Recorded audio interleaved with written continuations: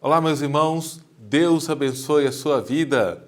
Retornamos para mais uma aula sobre o panorama do Antigo Testamento desta formação teológica. Olha que bênção! A aula de hoje é a aula de número 49, o livro de 2 Samuel, ainda sobre o tema livros históricos. Que bênção que você está permanecendo, está firme na caminhada, nos estudos sobre teologia. Parabéns, viu, meu irmão? Parabéns, minha irmã. Seminarista, é isso mesmo. Permaneça firme. Então, na aula de hoje, vamos tratar sobre o livro de 2 Samuel. A aula de ontem falamos do primeiro livro de Samuel, agora o segundo. Russell Champlin vai dizer que esse livro descreve a unificação de Israel por meio do rei Davi. Ou seja, Davi, rei de Judá e de todo Israel. Olha o que 2 Samuel, capítulo 7, verso 8, vai dizer. Agora, pois, assim dirás ao meu servo Davi, assim diz o Senhor dos Exércitos, eu te tomei da malhada de trás das ovelhas, para que fosses soberano sobre o meu povo, sobre Israel. É Deus dando a direção a Samuel. Em 1 Samuel, o fracasso do homem ele é mostrado nos casos do sacerdote Eli, que não soube conduzir sua casa, os seus filhos, e do rei Saul. Em 2 Samuel, nós percebemos ali a restauração da ordem, onde nós temos a entronização do rei de Deus ao trono, a chegada do rei escolhido por Deus ao trono. E aí, o estabelecimento de Jerusalém como centro político da nação de Israel. Você vai ver aí em 2 Samuel 5, no verso 6 ao 12, e Sião, fazendo referência ao Monte Sião, como centro religioso. Você vai ver esses apontamentos nos versos de 2 Samuel 5, verso 7, e 2 Samuel 6, verso 1 ao 17. A história que mostra Saul está contida em 1 Samuel. Mas a história de Davi acha-se tanto em 1 Samuel quanto em 2 Samuel. Na Bíblia hebraica, 1 Samuel e 2 Samuel é um livro só. E aí o segundo livro de Samuel, ele começa quando termina os registros do primeiro livro, na nossa Bíblia, né? E aí, vamos falar agora, como a gente já viu na aula de ontem, um pouco sobre Davi, falamos um pouco sobre Davi, vamos dar sequência, só que agora com base no reinado de Davi. Os capítulos que mostram depois da morte de Saul, os primeiros capítulos mostram que depois da morte de Saul, corrigindo aqui, Davi podia assumir de forma oficial o trono e governar sobre todo Israel. Ontem eu falei para você que Davi tinha várias oportunidades para, por exemplo, tirar a vida de Saul e assumir o trono logo em seguida, mas ele não fez isso. Ele honrou Saul e honrou a Deus. Mas no momento certo, Deus honrou ele. No momento dele assumir o trono. E de acordo com o livro de 2 Samuel, Davi não começou governando sobre um reino unificado. Na verdade, primeiro ele governou sobre Judá, em Hebrom, 2 Samuel 2, 1 ao 7, e só depois ele se tornou rei sobre todas as tribos de Israel, formando um reino unificado. Alberto, eu vejo isso na Bíblia, vê. Em 2 Samuel, capítulo 2, 8, vai indo até o capítulo 5, no verso 5, você vê todo esse apanhado se estabelecendo. Ele Davi se tornando rei sobre toda a nação de Israel, sobre todas as tribos. Os capítulos 5 e 6 de 2 Samuel são muito importantes. Por quê? Pois tratam da conquista de Jerusalém dos jebuseus. Esses capítulos mostram que Davi conquistou a cidade para ser sua capital e derrotou de forma esmagadora, bem firme, os filisteus. que era assim, ainda, né, conjecturando mais uma vez, uma pedra de sapato, uma pedra no sapato de Israel. Depois, Davi fez de Jerusalém um centro político e religioso, né, junto com Sião, quando tomou dos jebuseus, levando a Arca da Aliança para dentro da cidade, está lá em 2 Samuel 6, do 1 ao 23. O reinado de Davi marca um ponto muito importante nessa história de Israel, pois ele caracteriza a unificação das tribos, a consolidação da capital como Jerusalém, né?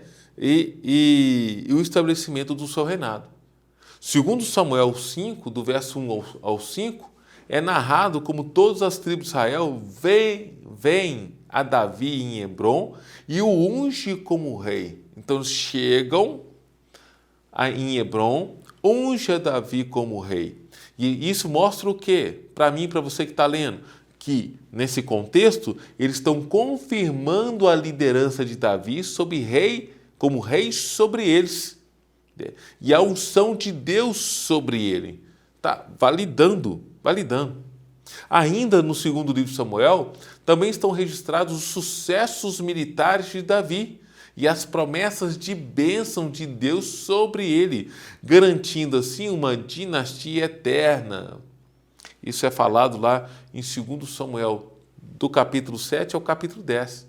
Mas sem dúvida, meus irmãos, o reino de Davi foi marcado pela bênção, mas também sofreu maldições, um peso ali por causa de algumas situações, uma maldição divina.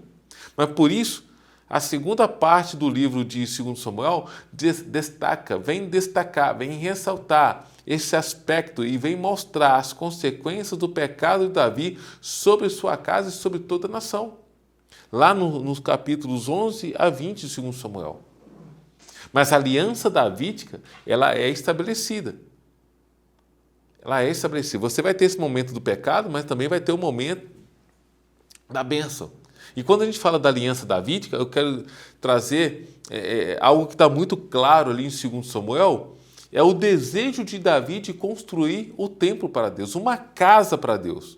Porque até então, a arca repousada em tendas. Essa digna, vamos falar assim de forma, né, bela, essa digna ambição de Davi em construir uma casa de Deus, trouxe aí a revelação a ele por meio do profeta Natã, sobre o agrado de Deus em que essa casa fosse construída, mas a direção vai ser dada. Davi não vai construir essa casa. Davi não vai. Por quê? Porque as mãos de Davi estão com sangue. Porque ele foi um guerreiro, né? Ele foi ali um militar antes de se tornar rei, né? Efetivamente. Então, muito sangue correndo em suas mãos. Mas a sua herança, que aí a gente vai entender, a gente já sabe, você que já leu a Bíblia, que é Salomão, filho de Davi, é que vai construir essa casa para Deus. A promessa feita a Davi em 2 Samuel 7, do 12 ao 16, é conhecida como aliança davídica. É um dos pilares da teologia do Antigo Testamento. Deus promete a Davi que a sua casa e o seu reino serão eternos. Uma promessa que aponta diretamente para Jesus, o Messias, que é descrito no Novo Testamento como um filho de Davi. Essa aliança não apenas reafirma o compromisso de Deus com a linhagem de Davi, mas também estabelece uma expectativa messiânica que vai além da história de Israel. Aí vai tocar no coração do plano providencial de Deus para a redenção da humanidade. Lembra que eu falei lá nas primeiras aulas desta formação teológica no módulo 6? Que todo o Antigo Testamento vai trazer a ideia, a partir do proto-evangelho, do plano de Deus, um plano providencial de redenção? Pois é, ele ainda continua aqui, ó, e cada dia mais ele é exposto, vem à tona, vem sendo confirmado e estabelecido. Bom, nós falamos que o filho de Davi, Salomão, vai construir o templo, mas esse filho é um filho de Davi com Batseba. Batseba. esta mulher com que Davi pecou. Você talvez conheça essa história, essa narrativa, esse episódio. Quando Davi, ele observa Betseba se banhando através de uma sacada. Isso é detalhado em 2 Samuel capítulo 12, do verso 1 ao 14. Isso vai ilustrar para nós a nossa falha humana, mas vai mostrar também, vai trazer um apontamento para o pecado, a consequência do pecado. E isso pega inclusive Davi. Então, de acordo com o texto bíblico, a relação de Davi com Betseba ocorreu num contexto de guerra em Israel. O exército israelita estava no campo de batalha, estava lá no campo de batalha, quando o rei Davi enxergou do terraço do seu palácio em Jerusalém uma mulher bela se banhando. O esposo de Betseba estava na guerra, estava batalhando pela sua nação. A Bíblia mostra que Davi cobiçou, desejou aquela mulher. Inicialmente, Davi não sabia quem era Betseba. Então ele perguntou aos seus servos a respeito da identidade da moça e eles informaram que se tratava de uma mulher casada. Na verdade, Betseba era neta de Aitofel, conselheiro de Davi, filho de Eliã, um dos melhores guerreiros de Davi, e esposa de Urias, um dos soldados mais leais a Davi e a Israel, Urias. E aí, dominado pela cobiça, Davi não se importou com nada disso. Ele ficou cego, obstinado, e mandou que seus servos trouxessem Betseba ao palácio, onde se relacionou com ela. Desta relação, Betseba foi para casa, onde mais tarde descobriu que havia engravidado do rei. Quando o rei soube da gravidez de Betseba, tentou esconder o pecado, mandou trazer o marido de volta do campo de batalha, na tentativa que pudesse enganá-lo e que ele tivesse relações com a sua esposa. Mas isso, por causa da sua lealdade ao rei e principalmente aos seus companheiros e à própria nação, ele não se deitou com a sua esposa. Então, Davi não obteve êxito nesse plano que ele arquitetou para esconder o pecado. Por quê? Urias não aceitou ir para casa se deitar com sua mulher. Davi tentou de todas as formas. E ao perceber isso, que Urias não cederia, Davi ordenou que fosse colocado Urias na frente de batalha. Fosse deixado para morrer mesmo. Era um plano B. E esse plano deu certo. E depois da morte de Urias, ele tomou Betseba por esposa. E tudo parecia ter ficado escondido. Até que Deus levantou o profeta Natã e denunciou o pecado de Davi com Betseba. Através da repreensão do profeta Natã e da subsequente confissão e lamentação de Davi, nós podemos perceber na leitura um processo de restauração a partir da misericórdia de Deus, do perdão de Deus, da sua justiça.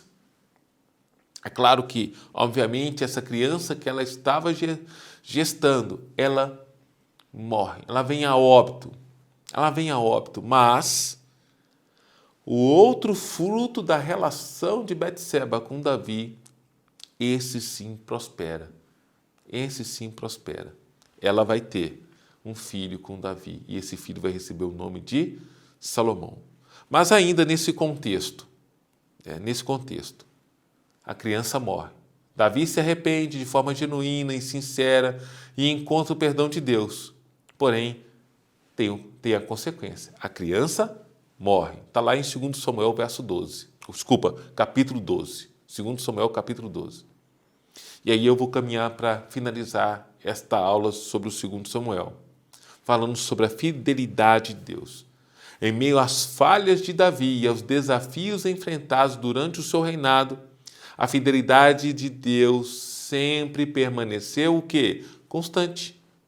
2 Samuel 22 Do verso 31 ao 33, Davi louva a Deus por sua proteção e fidelidade, confirmando que Deus é o seu refúgio e força.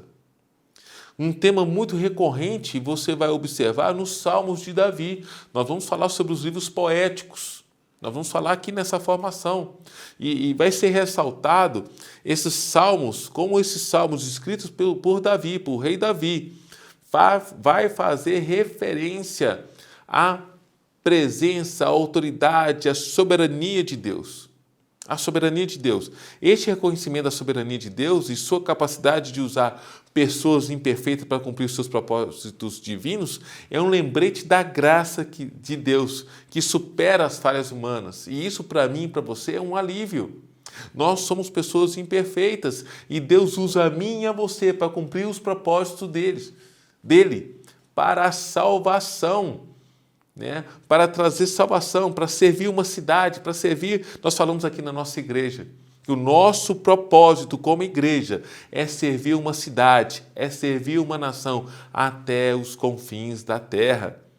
Meu irmão, meu seminarista, meu amigo seminarista, que você possa viver essa realidade de ser uma pessoa que ama a Deus e que deseja servi-lo aonde Ele te colocar. Amém?